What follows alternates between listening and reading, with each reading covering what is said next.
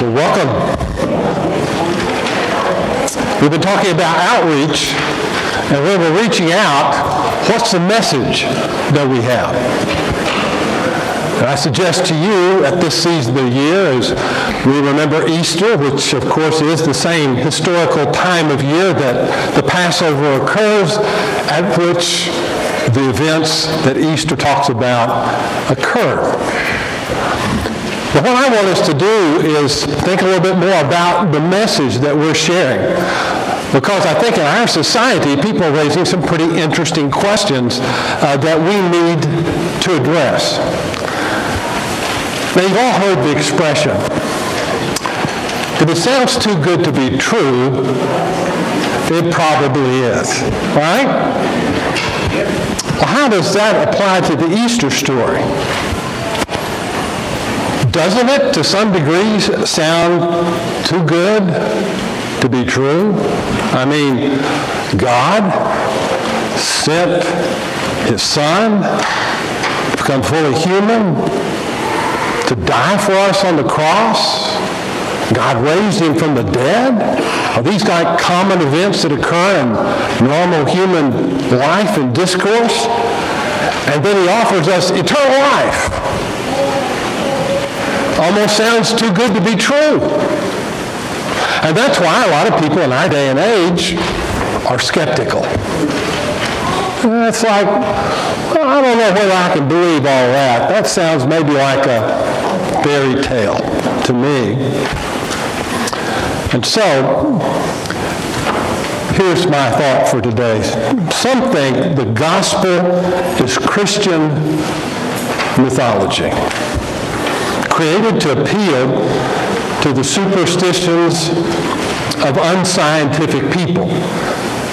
In other words, you know those people back in the first century, they weren't bright like you and me. They were a bunch of dummies. And because they were a bunch of dummies, they believed in a lot of superstitions. Nobody, of course, is superstitious today.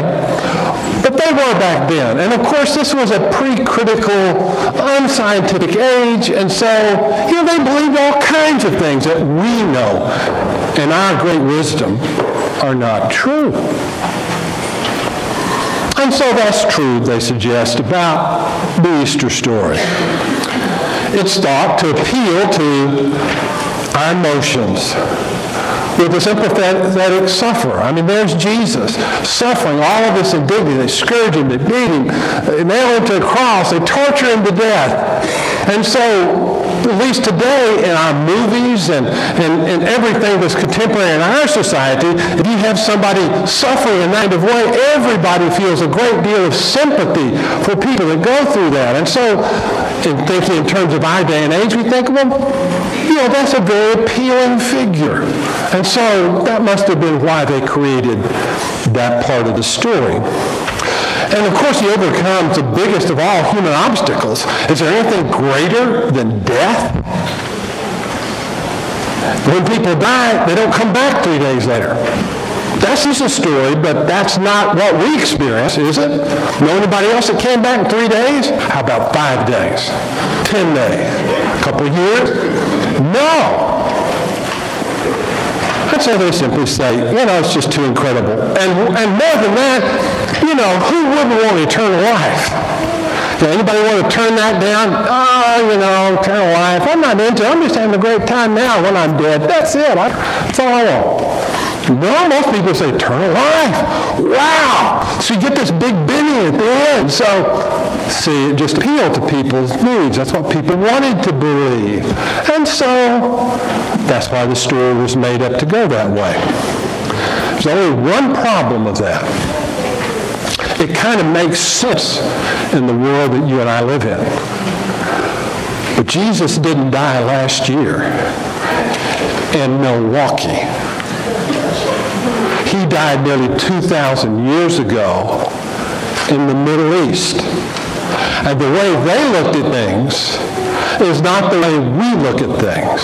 And if you try to interpret the message and say it's appealing to us today, therefore it must have been appealing in the same sort of way to them, you are showing your ignorance. Because you don't understand anything at all about what people believed. This ignores the reality of the cultural context in which the Easter story occurred.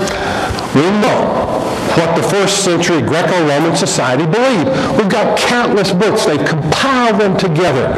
I recommend them, Backgrounds of Early Christianity by Everett Ferguson, and just about anything you want to know. We documented, many books written. We know exactly what they believed about all the pertinent subjects. And the bottom line that I want to bring today is that if you interpret what happened then in light of today, you've missed its context. And no wonder you might come to a false conclusion. And so today what I want to do is help you to evaluate this Easter message in light of its own historical, cultural context.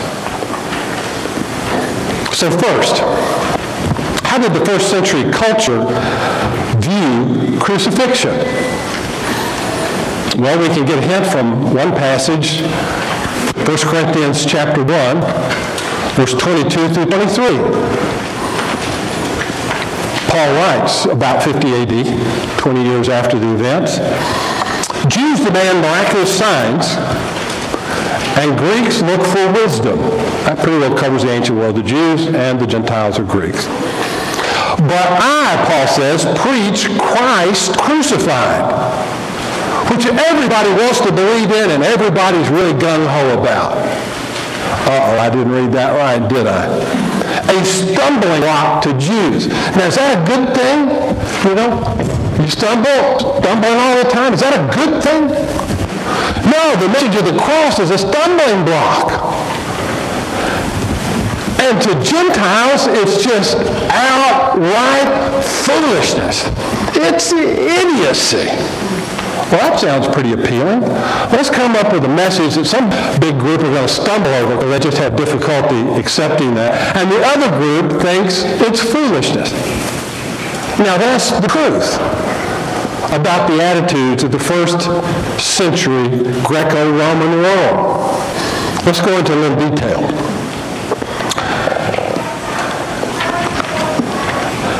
In the Greco-Roman world, heroes were military champions, sexual conquerors. That was a big thing. Wow, whoopee-cow. And clever deceivers. Those were the heroes. There was no such thing as a noble martyrdom. Those were the losers. Especially shameful crucifixion.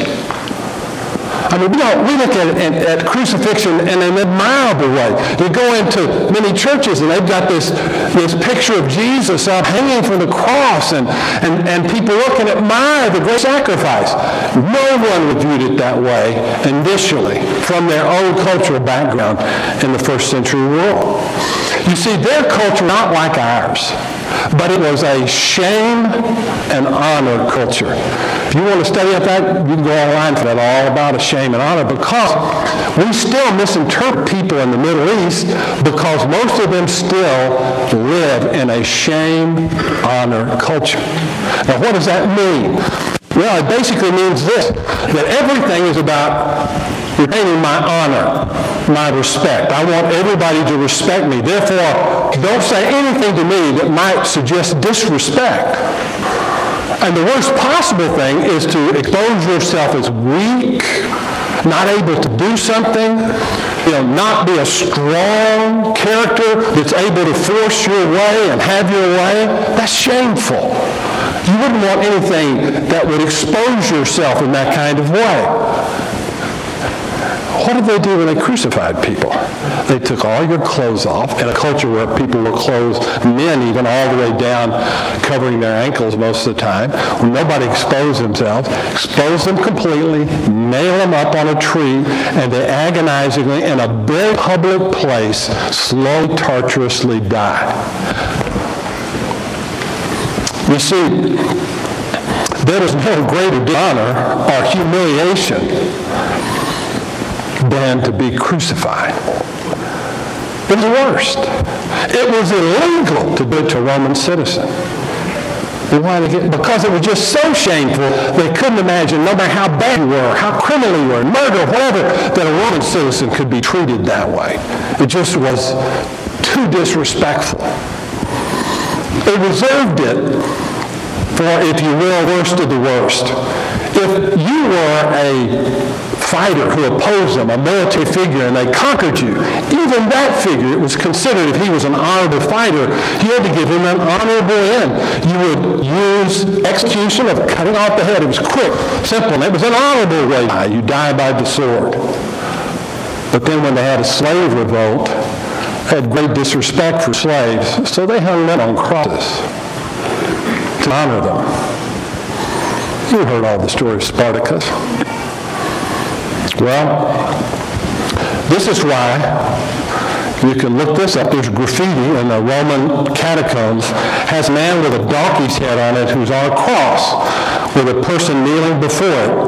And what's written in the graffiti in the catacombs is Alexamenos worshiping his God. Well, what were they saying? They were saying, for you to be worshiping a crucified person, you're worshiping a jackass. What kind of an idiot are you? And they thought, you were worth only one thing, ridicule. That's your God. Oh, they showed him, he's on his knees worshiping his God, a donkey-headed man dying on a cross. Crucifixion was a source of ridicule, not respect. It's not today. See, our culture changed. It's not the same culture. But you can't interpret whether the story was made up or not by putting it into a culture that's accepted Easter. You got to put it into the culture and the time and the place that it occurred. And so the first bottom line was, if you were going to come up with a good story to appeal to first century people, the last thing you would do is have your hero be crucified.